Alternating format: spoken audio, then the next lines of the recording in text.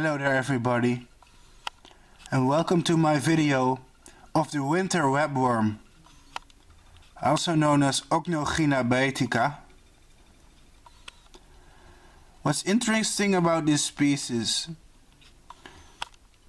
although it's not very visible in this video, is that they spin a communal web in which they live together.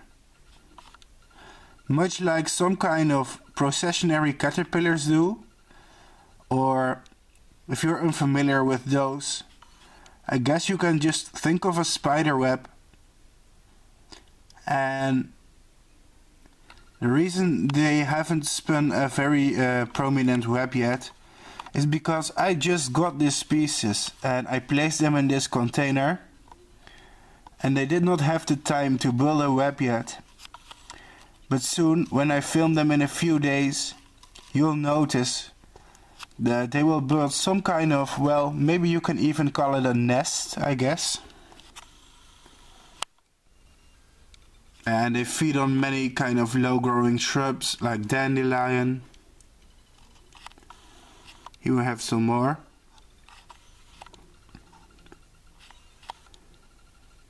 And it's really a tiny species of moth.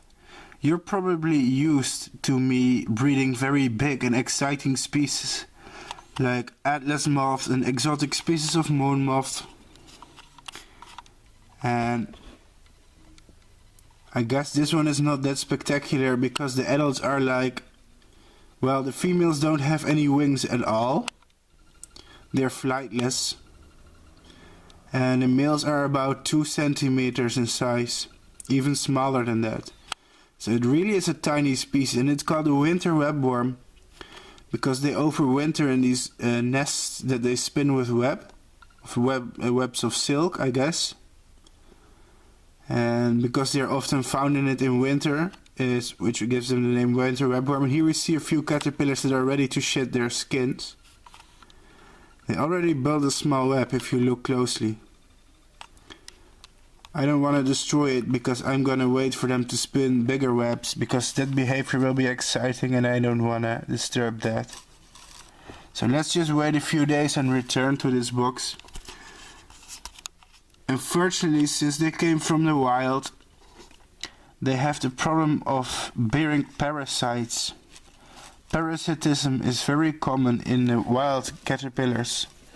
And I don't know if you can see it, but here we can see one tiny larva, and it's sitting next to a white cocoon. Now this white cocoon is the cocoon of a wasp that emerged from the body of the caterpillar.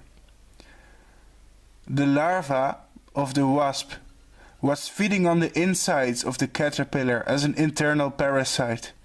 And when it's ready to hatch, it bursts out of the body of the caterpillar and pupates right next to it. And in some cases the caterpillars even protect the cocoons of their parasites.